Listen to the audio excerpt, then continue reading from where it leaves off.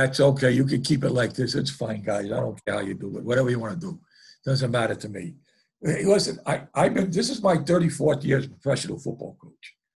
34 years in pro football. I've coached at every level of football. Pop Warner, junior high school, college football, pro football, both in the NFL and in the CFL, okay? I've coached in the Super Bowl. I've coached in the Grey Cups, all that shit, okay? Right? And I'm as guilty as everybody that's sitting in this room, okay, of chasing the 20%. 80% of this game is communication. And we are guilty, and I am probably the worst at it when I was a young football coach, of chasing that 20% that I need to get to the kids that's going to give us the edge, that's going to make us better, that's going to make everything right. Instead of chase the 80%, it was what's actually going to win the game for you, okay? The communication from sitting next to each other, from the quarterback in the huddle, from the box to the sideline, from the bench to the field, from the field to the bench, okay? That's the stuff that the communication part of it, okay? I'm going to talk to you about what guys don't do, and I don't hear people talk about it a lot, is what do you coach when the ball is dead? What do you tell them when the ball is dead? Okay? How many guys coach that part of the game?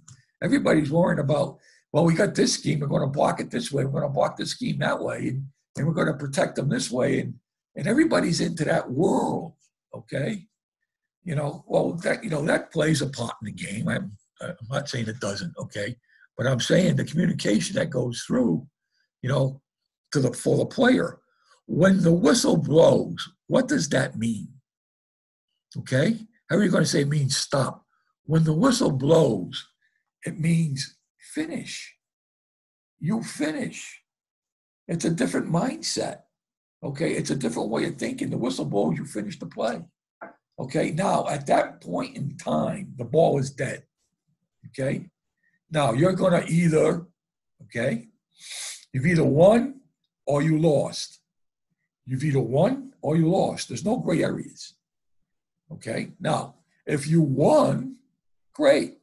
Pat yourself on the ass. You come back to the huddle. Okay? If you got any information, exchange it with your buddies. And you know how they put their chest out, they adjust their pads, they fix their face mask. You know what it looks like when a guy did a good job. Right? Now, you lost. Okay? Oh, shit. Okay? What do? I lost. I got my ass beat. Okay? Now, every player and every person on the planet, right? Everybody talks about a mindset. All you guys have talked to your players about mindset. But nobody ever explains to them what a mindset is. How many guys say, hey, you got to have a mindset? And the kid's sitting there saying, yeah, we got to have a mindset. What's a mindset?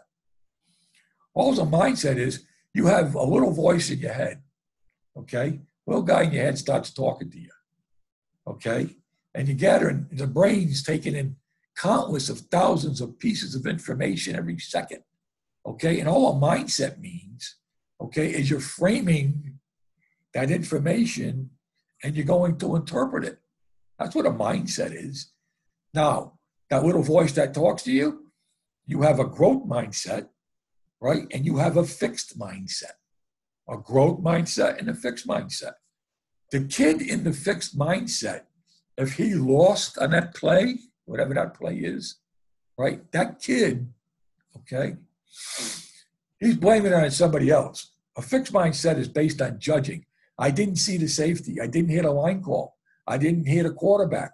You know what I mean? He's throwing somebody else under the bus. It's not his problem. And that kid's going to get your ass fired, okay? That's what's going to happen, okay? That kid needs to be in a growth mindset. The kid messed it up, okay? Right? What did he learn from it? The kid should be asking himself, hey, I messed this up. What did I learn from it? Why did I mess it up, right? What did I do wrong, right? How am I going to get better? How am I going to fix it, okay? He should be asking himself those questions, okay, on the way back to the huddle, okay, trying to figure out how he's going to fix this thing. Now the kid gets back in the huddle, okay? And there's conversation going on in the huddle. All right, you got all these little conversations. They're talking to each other to find out, what happened. Okay, especially the offensive lineman. Okay, now you got to get rid of that play. There's a point in time where, and I call it flush it, whether you've won the play or whether you lost the play, you have to get rid of the play. Okay, you have to flush it. Right now, when is that point in time? The quarterback's getting to the huddle, right? The quarterback stands out of the huddle, okay? He's getting the play from the sideline. He's got the headset. He's got a wristband on with 3 million plays, okay? He's trying to figure out what the offensive coordinator is calling.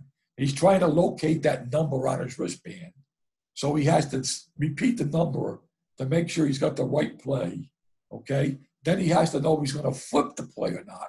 So that shit about the quarterback looking at the defense is fucking bullshit, okay? He's got too many things to do, okay? Right? So these guys are running on the field. This guy's running off the field. So now the quarterback's outside the huddle, okay? Before he steps in, he counts everybody up. In the NFL, it's 1, 2, 3, 4, 5, 6, 7, 8, 9, 10, and he steps in. The CFL, he's got to count one more. 1, 2, 3, 4, 5, 6, 7, 8, 9, 10, 11. Then he can step in.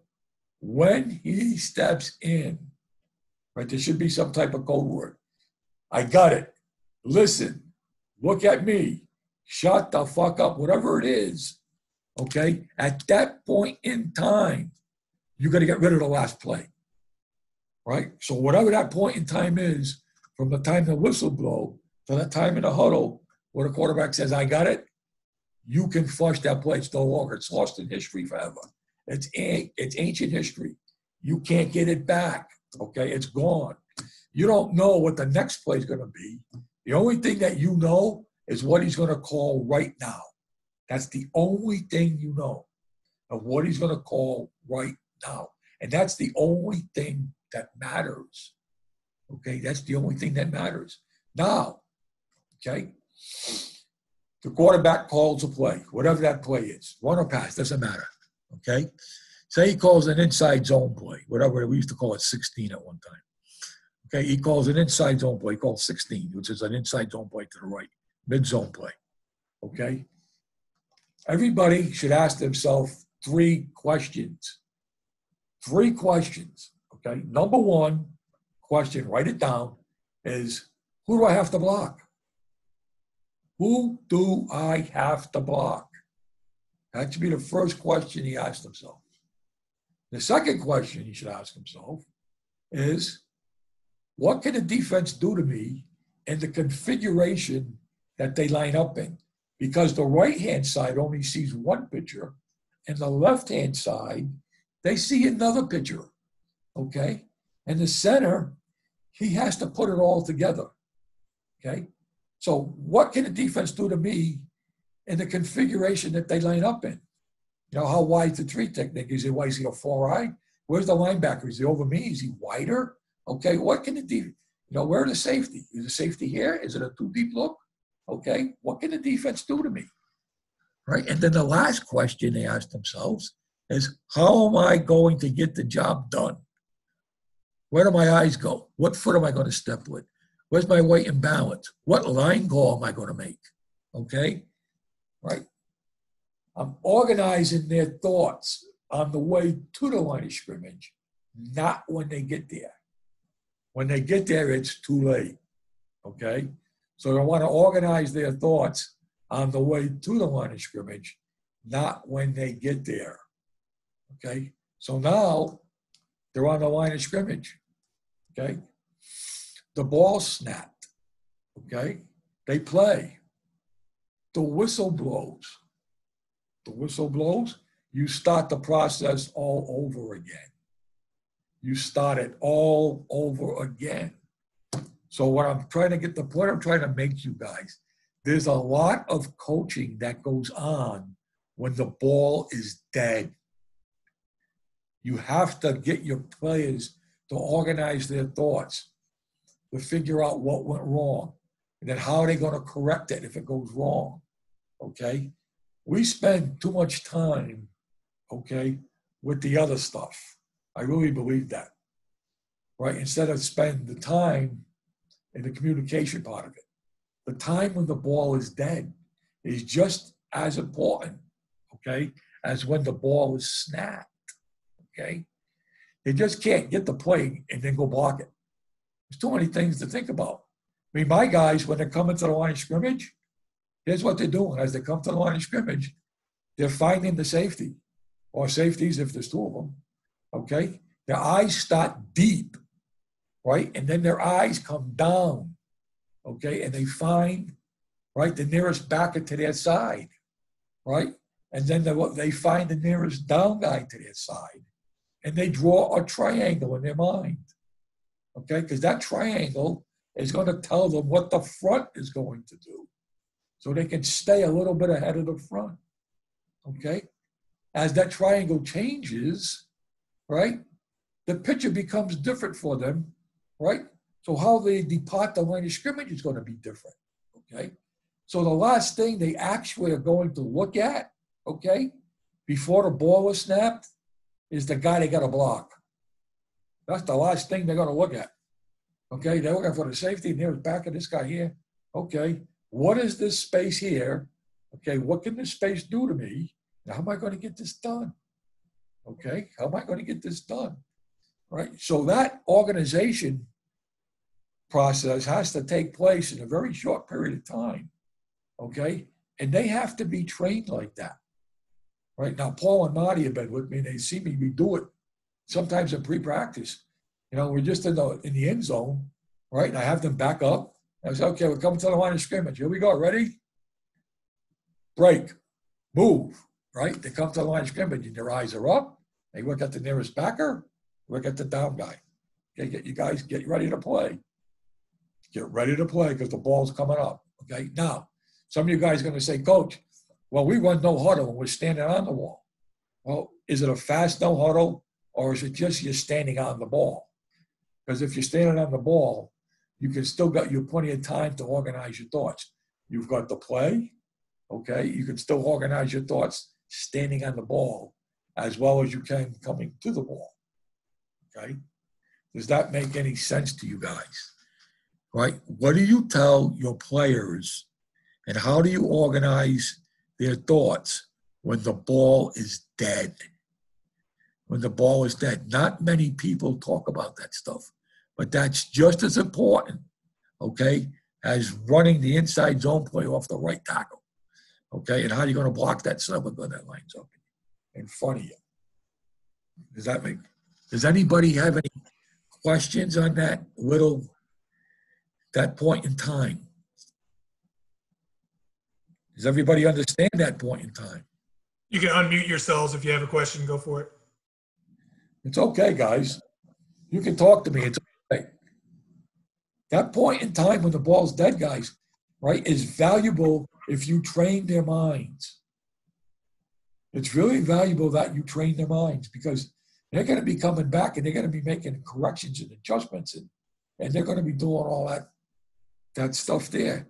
They have to get rid of the last play. They have to play the next play because they don't know what the one after that will be. Okay? Coach? Yes. When would you start that process? In the off season or all the time? Anytime you're practicing. I mean, anytime you're in some type of team period, anytime you get into some type of team period, okay, come into the line of scrimmage, they got to play, and they go into the line of scrimmage, right? Anytime you're in the team period, they run a play, okay? They run a play, right? At some point in that play, somebody's going to blow a whistle, that ball is dead.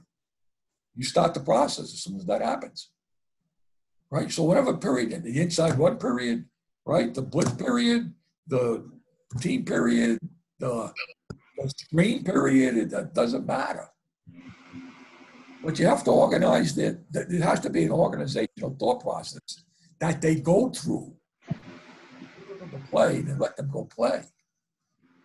And Wiles, on that too, your first day of install, you typically talk to the guys about having that growth mindset and everything, developing the group dynamics right off the bat too. So it's Yeah, One. my very first meeting with my players is we do very little football. We do very little football. I go over the 4 stages of learning with them. How everybody learns on the planet. Does everybody on this, does everybody know what unconscious competence is? Does everybody know what unconscious competence is? No. Okay. The unconscious competence is, okay, you drove to the school today or you drove someplace, okay? Did you think about driving the car? No. You got in the car, you put the key in, you put the belt on, seatbelt on, you start up the car, and you drove to where you had to go. Not one time did you think about that, okay? Because why? Because that's unconscious competence. Somewhere in the course of the day, you turn on a light switch. Do you think about it? No, because that's unconscious competence, okay? You shut the car door when you get out of there. You don't think, you're sitting in those seats and you're breathing, okay? And the 4 stages of learning, number 1, when I first get them, they're unconscious and they're incompetent. They don't know, and it's not their fault, okay? And then so now you're going to present them information that they're going to need, okay? The drills, the technique, right? Whatever that is, right? You're going to find, okay, their weaknesses, and you're going to take their strengths and bring them up to their weaknesses, drills and techniques and stuff that they haven't had before. Okay, so you got to get them from stage 1, they're unconscious and they're incompetent, to stage 2, which is now they're conscious of the drills that exist, but they're still incompetent because they can't do it. They're still incompetent. That's stage 2. That is the point right there where most coaching and teaching fail. Excuse me, because you think you have them because you gave it to them. Okay? I got news for you guys. When they leave you, they're going to forget about it real quick. And they're going to go back to stage 1. So now you got to get them back to stage 2. Okay? Now, once they're in stage 2, okay, you got to get them from stage 2 to stage 3. And stage 3, okay, is they're conscious and they're competent. They can do it, but they still have to think about it. How do they get into stage 3? Reps. Whether they're walkthrough reps, right? Whether they're team reps, okay, individual, it doesn't matter. Reps, you got to move them from stage 2 to stage 3, okay? They keep, how many reps? I know. I read a book. Paul just gave us some good stuff the other day. I read a book from Harvard, from the guy from Harvard. It says 10,000 man hours before it gets into your conscious. I don't think it's that much in us. I think like 3,000 or 5,000 reps gets them into where it needs to be. Okay, in stage 3, okay, right? And then you got to get from stage 3 to stage 4, okay, which is unconscious competence, which is driving the car, breathing. That's stuff there what you don't think about. You just, that's unconscious competence. That's the 4 stages of learning. That's how everybody learns on the planet. Okay, everybody here learn that way. You may not think that way, but that's how you learn. You have to take, there you go. You have to take, okay, right? That right there, okay, you have to, what am I trying to say? Can they play if they never get to stage 4? Yes, they can. If they can stay in stage 3, but I wouldn't let that guy be the quarterback. I wouldn't let him be the defensive signal caller. You know what I mean? I wouldn't put him any key positions where making quick decisions. Okay, wouldn't be the center. Okay, so, you know, the defensive lineman, yeah, full of those guys. They got the right gap or the left gap. You got the right, yeah, full of those guys. Those guys can run down the field on kickoff, right? Do the same thing on punt return. You know, those guys they can still play, but I wouldn't put them in positions with a lot of decision-making call processes that they have to go through. So this is how they learn right there. All right. And I give them that stuff. Okay. And I try to get them into that world so they understand that. All right. So I do very little football in that first meeting. It's more getting the room acclimated to yourself and to the players. Players, guys, don't care how much you know. Players do not care how much you know. They really don't. Players care about how much you care. That's what players care. Okay, and as soon as you display to them, all right, that you care about them as people first, okay, right, and then secondly, there's players, right, you'll be surprised how much better, right, that you're going to make them, how much better they listen to you, how harder they work, okay, it's amazing. It truly is amazing. You know what I mean? I get their birthdays, right, and every time they have a birthday, I make sure there's a cake, you know, with their name and number on it, okay? Their anniversary, I send their wives flowers. I send their kids birthday cards and little birthday gifts, okay? I make sure that I take care of those guys. I buy pizza. We have little, you know, for them. I buy, some days we go out and get hamburgers. I used to send Paulie and Marty down and get shakes from fucking Dairy Queen. Hey, you come back here with what 25 shakes. Get those fucking things in here. All right, they go down there and get shakes, bring them back to the room. Okay. Different budget though. Wiles operates on a different budget than all of us. But you have to create that atmosphere, right? The chemistry, write this down. The chemistry that's created between you and the players is more important than any of the X and O's that I can draw on the board. That chemistry that I create with those guys is more important. Okay, I give them road grader awards. Paul, you got a picture of a road grader award? Does anybody have a picture of a road grader award? Marty, Paul. Okay, I give them this road grader award. They have to grade out the highest, and we have to win the game. And then I have this other thing. If we don't let them win the game, I take the whole offensive line out to dinner. Like when I was in Winnipeg, we go to 529. Okay, when I was at the Cleveland Browns, we go to Hyde Park. You know what I mean? When I was at Denver, we go to Carmine's on 10. Okay? We go to nice restaurants, have a good meal. That's on me. It doesn't cost them anything. The only thing we don't do, we don't drink.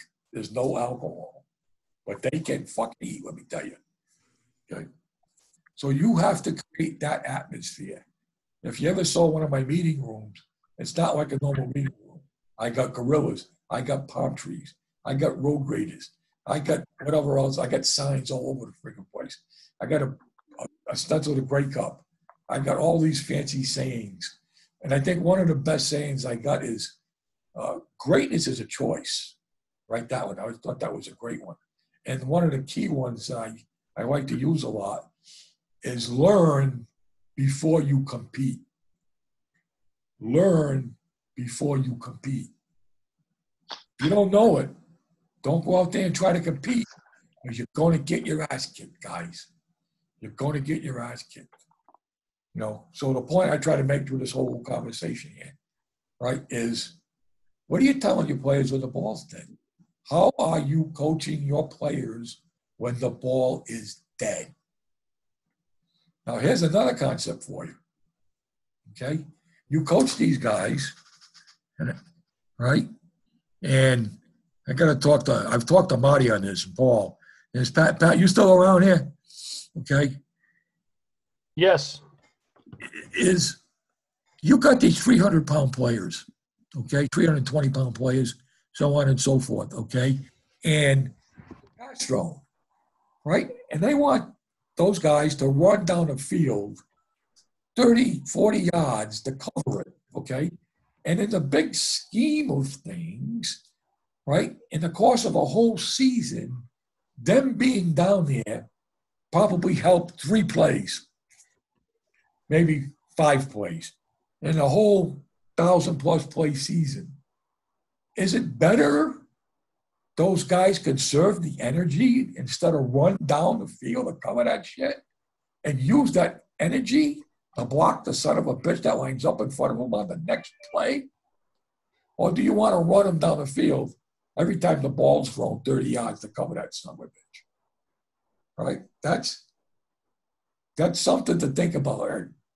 You know, a lot of the guys in here, like Howard Mudd, Pat mentioned Howard, and we meet with Howard almost every Saturday. Howard's my neighbor down in Arizona. We have lunch every week. I was down in there. Okay. Howard just tells us guys to get back to the line of scrimmage. You get back to the line of scrimmage, and if you have to go a little farther, you go a little farther. And just get back to the line of scrimmage. Okay.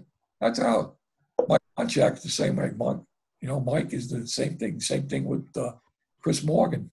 All right. A lot of the guys are changing their way of thinking. Run those guys down the field. That in the whole big picture, they're only going to help out 3 to 5 plays a game. Why not take that energy and conserve that energy to block the son of a gun that lines up where you can create a better lane for the running back? Maybe you keep him off the quarterback a little bit longer. He gives a little more time to throw the ball, set his feet. I mean, there's a whole mess of things. You know, I'm just put some ideas in your guys' head and think about it. Food for thought. Does anybody have any questions? Coach, I got a question for you. Yes. So coming from the defensive perspective, when you're talking about that dead time, what screws with your guys more than just the Jimmy or Joe? What alters that plan that you have them doing during that thinking and planning time? What fucks with you the most? It really not much, Coach.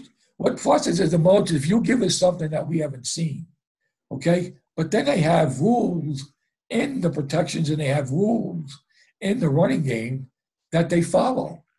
And that all plays a part of it, you know? So if they just follow their rules, okay, they should be able to block what they see. Now, I'm kind of very simple in what I do. I just let them count to 3. 0, 1, 2, 3. You know, 1, 2, 3.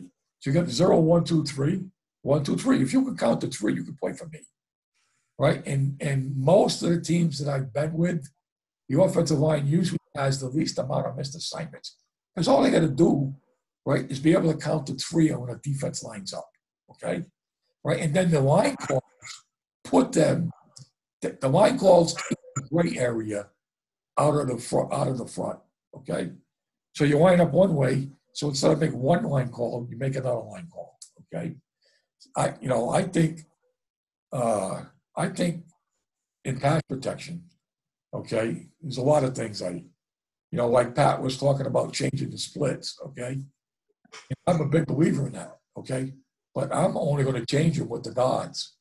The tackles are going to maintain the integrity of the width of the pocket. They're not moving, okay? So either the guard's going to come to the tackle or the guard's going to come to the center. They're going to adjust. The tackles are going to maintain the integrity of the pocket. So whatever defense you put up in front of it, right, we're going to declare the mic. We're going to declare who 0 is. We're going to count to 3 on both sides, all right? And we're going to say, where do those numbers fit in my blocking rules, right? And then make the calls that take out the gray areas. Now, if you want to know what, we all think is a problem, if the defense is moving at the last second, when the defense at the very last second starts to move, they close down, they expand. One guy goes from a 3 to 1, the other guy goes from a 1 to a 3. Okay? Usually the most experienced lines, that doesn't bother. Okay? Because they've seen it before. Right? The best lines I've had were guys that I've had for 3 years or 4 years, right? Where the guys know what they're going to do. The guys know what their buddy's going to do on the side of them before he does. You may not even get the line call out of your mouth, but you're working together because you've seen it and done it so many times, okay? And that's just a matter, right, of just repping them over and over and over. Repetition is the mother of all learning, okay? Just keep doing it with them. But if I had to pick one thing on the defense, Coach, it's if you're moving the defense, okay? Now, you don't want to get caught in the middle of the move and we snap the ball, okay? And sometimes if we see the defense is moving a lot, we start running the quick counts. So the ball's going to come up a little bit faster.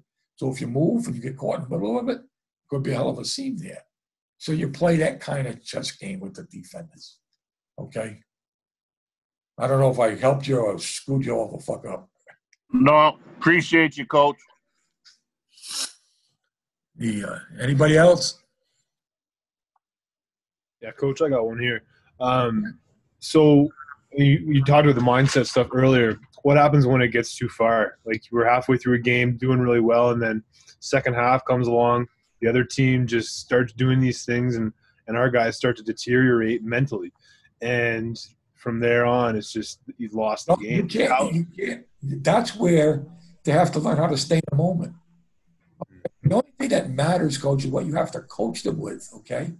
Right? Is that play that they're on. The play before it's gone. You don't know what the next play is going to be, and you don't know when it's going to turn around, okay? Everybody's been in those games, okay? I was with the Chicago Bears, okay? We're playing the Cleveland Browns in our place, and we're losing by 2 touchdowns, and there's 48 seconds to play in the game, okay? 48 seconds to play in the game. We tied the game. We scored 2 touchdowns in 48 seconds. We tied the game and beat them in overtime. And we were down by 2 touchdowns with 48 seconds to play. Okay? You don't know when it's going to turn around, right? And if you're coaching your players, play the next play, guys. That's all that matters. The last one doesn't matter. You don't know what the next one is. Play this play. Don't worry about the scoreboard. Just play this fucking play. I think Belichick says it the best. Do your job. Do your job, period. Do your job. If everybody did their job on offense and defense, the ball wouldn't leave the middle of the fucking field. The ball would stay in the middle of the field, and it would stay there for the whole game. Okay? If everybody did their job. It doesn't happen like that. Somebody goes too far. Somebody doesn't go far enough. Somebody has a missed assignment. Somebody gives up a sack, right? Somebody lets up an interception. Somebody lets a guy get behind the safety. That's why the ball's moving, because people aren't doing their job, okay? I tell the kids, if you're not doing what you're coached to do, okay, then we can't win with you, okay? You're probably going to get cut, So what I'm looking at, if you're not doing what you're coached to do, then we probably can't win with you guys. And do what you're coached to do, and then do your job. Do your job. Period. Don't make it any. What's your job? Yeah, did you do it? No, why not? Okay, do your job. There was a whole great thing, and the Patriots had that special. I ended up very fortunate that Josh McDaniels, I've been friends with his dad for, God, since 1980. When I recruited Canton, Ohio, and Tom McDaniels is the head coach at Kent McKinley High School. They were the number 1 high school team in the country. Okay, and I would recruit in Canton, Ohio with Nick Saban. And that would be our last stop. And we got very friendly with Tom. Okay, and the kids, Josh was like 9 years old and his brother was 7. Now, Josh, the story of Josh and the Patriots, he's got like 6 Super Bowl rings, and his brother's the quarterback coach at the University of Michigan. Okay, so they come from real good football coaches. Okay, but Josh, that whole thing, doing the job. And when I was working for Josh later on in life, okay, it was the same thing. Do your job. If they're not doing their job, right, that's your fault as a coach. You need to get them to do their job. Okay, you need to get them to step at the right foot. You need to do all that stuff. Okay, and they will listen if you show them how much you care. Okay, I remember years and years ago, on my first time being, I got good friends with Dwayne McNally since 1975. Okay, we've been buddies since 1975. So he gets a job with the Bengals. So he calls me up, and I go to training camp with him. For 8 years, I went to training camp with the Bengals. Okay? All preseason, stayed with the Bengals, blah, blah, blah. I'm walking off the field one day, okay? And Paul Brown, who was alive at the time, calls me over. He goes like, I said, holy shit, what the fuck did I do now? Okay, I'm a young football coach. No, I'm scared shit. Right? Yes, coach. Okay. He says, they don't know when you're mad at them. I said, what? He says, they don't know when you're mad at them. If you keep yelling at them all the time, they don't know when you're mad at them. Okay? At that point in time, I said, it makes a lot of friggin' sense. You pick your spots where you can get on them. Right? You pick your spots where you need to get them back in line. Right? And then one other time, we were watching film. Years ago, there was 16 millimeter film. There was no computers. There was no video tapes. There was none of that shit. It was 16 millimeter film. If you scrimmaged, the offense and defense both watched it at the same time. The head guy had the clicker, right? And they'd be watching the offense and then watching the defensive, and so on and so forth. Coach Brown would sit in the corner of the room. And so as they go back and forth, for all you head coaches, right? Somebody always says, the head coach goes, why did he do that? Why did he do that? Everybody has heard that in a fucking meeting before. Why did they do that, coach? Why did they do that? So there was a secondary coach, right? And Forrest Gregg's going, why did they do that? And the guy says, well, I told them. Holy shit. Coach Brown got up off the chair. He slams the table, right? And he goes, you did what? He says, well, I told him not to do it. And Coach Brown says, I don't want you to tell him, right? I can find anybody to tell him. I don't want you to tell them. I want you to teach them. Teach them, don't tell them. I must have wrote that down in the corner of my notebook 250 times. Teach them, don't tell them. There's a big difference between teaching them and telling them, okay? Those little things go a long way, guys.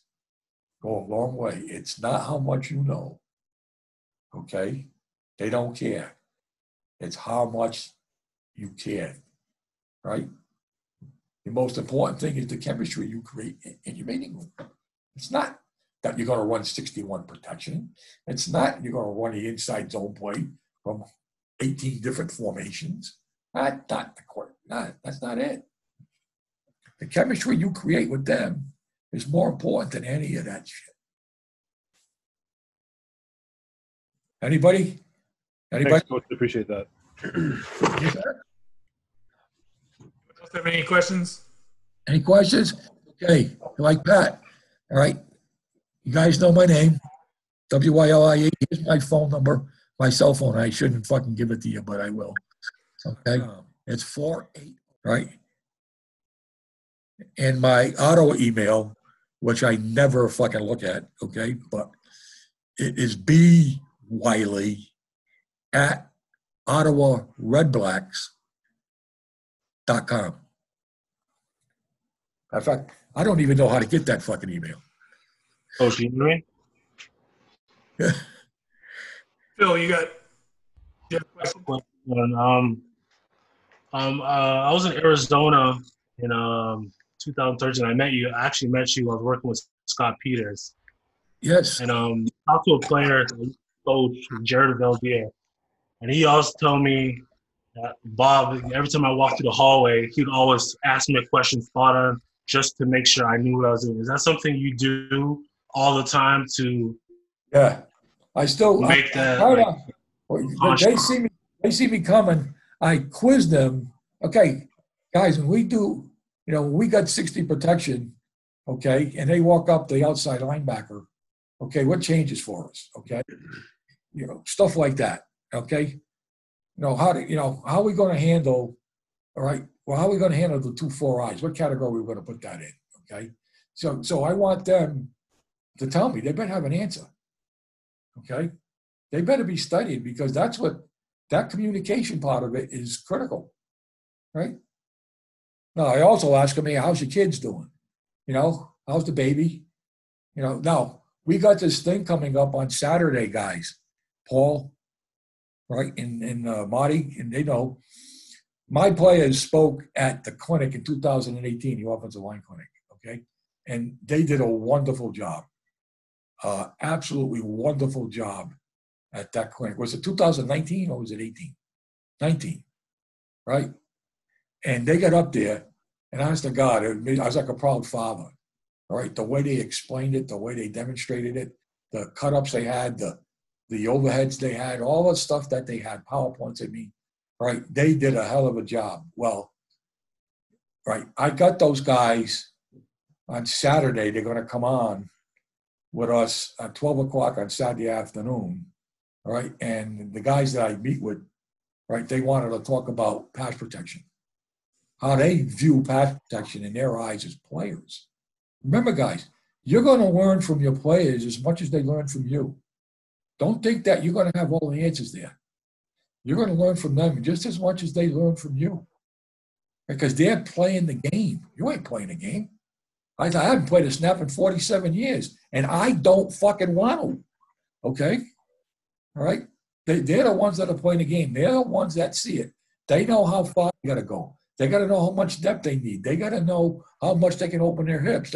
They figure that out as the game goes along, okay? You can't see any of that shit because you're standing on the fucking sideline, okay? So, you know what I mean? If you're interested in that, Paul will take care of you, or Marty, one of the two, okay? All right. I think Howard's going to be with us too. I've got a question. One thing, there's no dumb questions, only dumb answers. I got a lot of dumb answers, guys. No, I've got a question. Yeah. You were talking about, the mindset you want them in after the play is done. When you're coaching younger kids, let's say grade 7 to grade 9, what would be the first emphasis if I'm trying to bring them to the next level, to senior high school and then eventually college and all that? What would be the first emphasis I would teach my younger kids, that mindset you're talking about? I would teach young players, the very first thing I would teach young players is how the body works. They have no idea on how the body works, and where their angle should be, right? Where their feet should be, how the difference between having your hand like this and having your hand like that, right? I show them 8 to 10 different leverage point things, okay, on how they become stronger, right? Not lifting any weights and keeping their body angles aligned properly. That would be the very first thing. And I do the same thing on any of the pro lines I've had, okay? I walk into the meeting room, I get that first meeting, and then once we start the football part of it, I get the strongest guy in the room, okay? I stand them up, and I proceed to push them all over the place. And I'm an old fat guy with bad knees and hips and shoulders and all that other shit, okay? And they look at me and say, how the fuck you do that? Well, you don't have your power angles lined up correctly, all right? You don't have your body angles lined up the way the body is supposed to be, okay? If everybody here in your seats right now, if you guys stood up, okay, just stood up and looked at your feet, that's all. Just stand up, everybody. Just take a stand. Stand up and look at your feet. Most of you guys, I'd say over 90% of you guys, your feet are going to be turned like this, just a little bit, because that's how the body's made. That's the way the body works the best. When you put your feet like this, okay, right, and you get them straight, okay, that locks the hip. Your hip is locked now. So if you turn your hip to the right or turn your hip to the left, okay, that hip is locked. It's restricted. Okay, so if a defender was slanting an angle on you and you're stepping, okay, you're probably going to cross over on your next step, right? You're going to miss them. You're not going to get all of them. Okay, that's a little thing. You have to show them that. The difference between having your feet like this and having your feet like this, and how it allows you, okay, when your feet are like this, that your hips, right, are now unlocked and you can adjust better with defenders as they slant an angle, as they move, so and all that other stuff, okay? The difference between putting your hand on players like this or putting your hands on players like that is a big difference. The kid has to feel that. He has to feel that. That would be the very first thing I get them. And then as I coach them, you get them in the proper stance. Make sure they're in a stance that they can get out of. Okay? I watch more kids. Now, I coached every level, right? I watch more kids get in stances, and even college and pro, some of the pro guys, they have a problem getting out of stance. You know, I watch guys that got these big staggers, okay? Well, they can't go, all right, to the up leg. They can't move the up leg fast enough to go in a direction because their right leg is too far back. Or if they're on the left side, just opposite of that, okay? So all those little details on how the body works, I make sure I cover those and show them why that has to happen with the body. Okay, it sounds fundamental, but even in pro football, right, I do it to those guys. Okay? Now, in pro football, I don't get too much into the stances. I kind of look at it. And if it's in the framework that I give them, I try not to screw them. The one thing about coaching guys, okay, one of the key things about coaching is knowing when to keep your mouth shut. It's knowing when not to coach, okay? Because some kids are not going to be able to do it the way you want it done. Doesn't mean they can't play. That doesn't mean that at all. It just means that, you know, maybe he's better if he's bringing his hands from low to high. Or maybe he's better, okay, bringing his inside hand before the outside hand. Or maybe that's just the way the kid plays. If he plays and it's not exactly like the textbook or the training film, it's okay if he's blocking his guy. If his guy ain't making the play, it's all right. What I find is a lot of young coaches, if it doesn't look like the training film and it doesn't look like the textbook, and then they end up cutting the guy, but the guy can still play because this guy doesn't make the play. Okay? When I grade players, okay, they say, hey, I want you to evaluate this player. Okay, and I was in the NFL. Okay, I grade the player, and I give that kid a run grade, and I give that kid a pass grade in the draft, in the NFL draft. He gets a run grade, and he gets a pass grade. The overall grade, I don't care about. Okay, he gets that, but I don't care about it. Because I got to know how much I need to work with that kid in the run game, and I got to know how much I need to work with that kid in the pass game. Right? That's going to tell me how much I'm going to need to work with those guys. Okay? And then how productive is that player? So when I'm sitting in the draft meetings with those experts, there's a lot of experts, okay?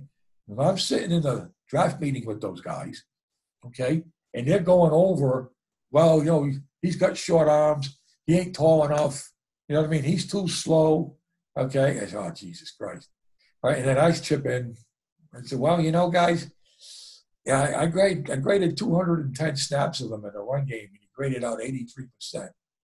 I said, I don't think that's too bad, you know?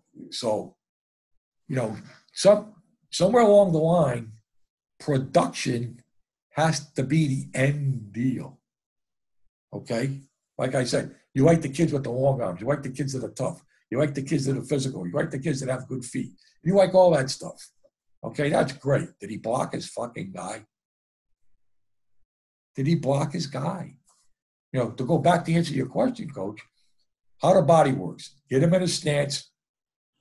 Learn to play with short steps. Short steps are better than long steps. Why? Okay, because if you take too long a step, the other foot stays on the ground and you get hit, okay? And your feet are not in the best position. Short steps are better than long steps. The other thing that short steps give you is when guys are starting to slant and angle all over the friggin' place on you, okay? You can adjust better on them when you're taking short steps than you can if you're taking long steps. Short steps are better than long steps, okay? Right. Make sure they know their assignments. Make sure they know their assignments, okay? Over and over and over and over and over again. Now you're talking about 8 and 9-year-old kids. Okay, how does body work? Get them in a stance, right? Get them to learn how to take short steps, keeping their center of gravity down the middle of their body. Okay, teach them not to lean. Teach them the timing of their hands. When they hit somebody, if you ideally strike the proper blow and block the guy picture perfect, okay, then when your hands are on the guy, your feet should be in the ground. Both feet should be in the ground, and they should be slightly right behind your hips or underneath your hips. Okay? If it was picture perfect, that's what should happen. Okay? In the run of the pass game, okay, you should be leaning one way or leaning the other way, so on and so forth. But you're going to get very few blocks in a year that are going to end up looking like that. But that's what you're trying to get it to. In pass protection, when you get to the junction point and you have to put your hands on the defender, you better be in a good pass blocking posture. Your body posture better be, your feet got to be in the ground. You might have a little weight inside. Okay? Your hands are ready to go. When do I strike the blow? When the defender's reaching for me, or I no longer have to reach for him. There's a timing that's involved in that. Okay? Those are simple, simple things that you need to work on them all the time. All the time. Okay? Thanks, Coach. Perfect. Anybody Coach, else? Coach, do you still use your, I believe last time I heard you speak, you talked about using your grids to teach your guys your footwork and technique. I think it was 3x3 grids. They actually started off 5x5. But then you know how they move you around, and the offensive line ends up practicing in the fucking parking lot where the grass and the broken bottles are. Okay? So the ideal spot when I first started with them was 5x5. Then as they kept moving me around all over the place, the smaller the field, I had to get it 4x4. You know what I mean? So you play with the sizes. 5x5 is ideal. Okay? 4x4 is okay. Okay? You can live with that. All right? But you're always going to have one more box than the guys you're going to work with. So if you've got 5 offensive linemen, you need 6 boxes. Okay? If you've got 5 offensive linemen and a tight end, you need 7 boxes. Right? And then you always need 10 yards. So if I'm in front of the group, okay, the first 2 sets of boxes are empty. Does that make sense to you? So they need to be 10 yards, right? And then the first group is up.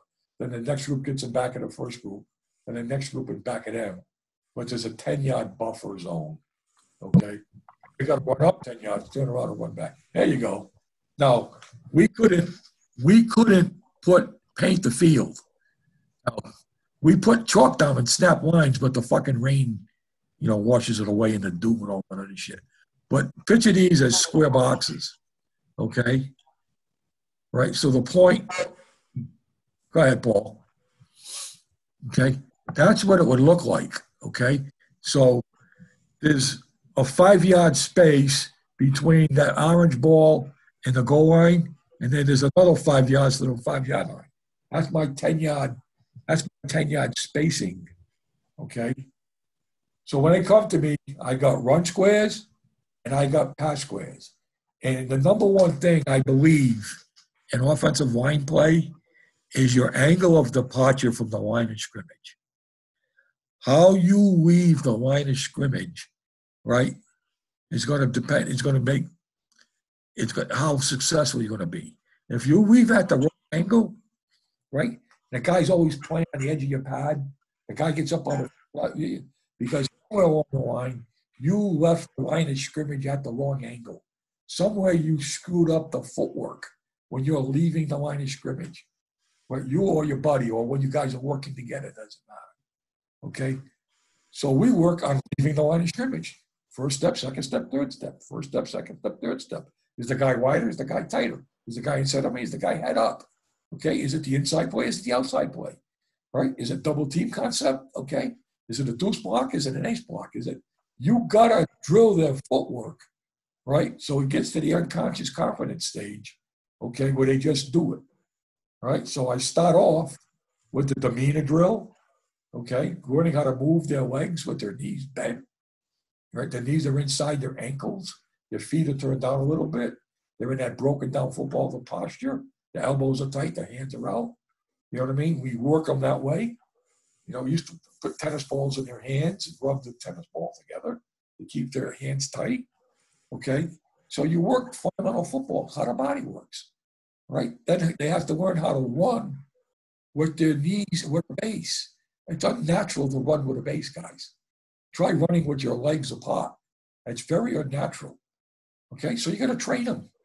And then you got to train them to play low, right? Because in the fourth quarter, if you haven't trained them in a demeanor to get down there, they're going to play high, right? If you've trained them to be down there with their knees bent, okay, right, then the defender's going to be playing high in the fourth quarter because he gets tired, right? That's where you may get the edge on him there, right? So all that fundamental stuff, how they're leaving the line of scrimmage, how I'm training them to get low, how am I training them to move right, left, forward, backwards, with their center of gravity staying down the middle of their body, how I train their eyes and where to look.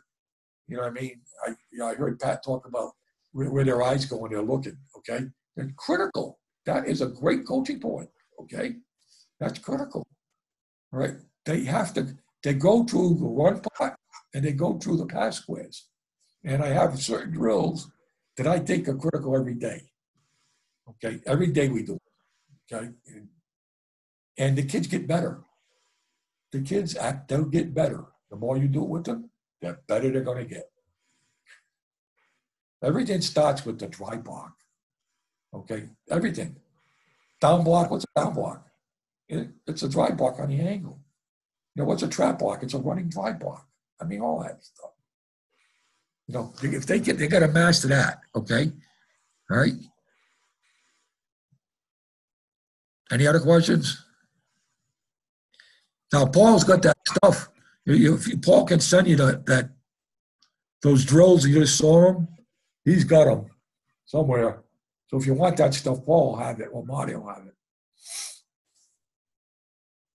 Marty's probably got a better library of them because he's got the network still.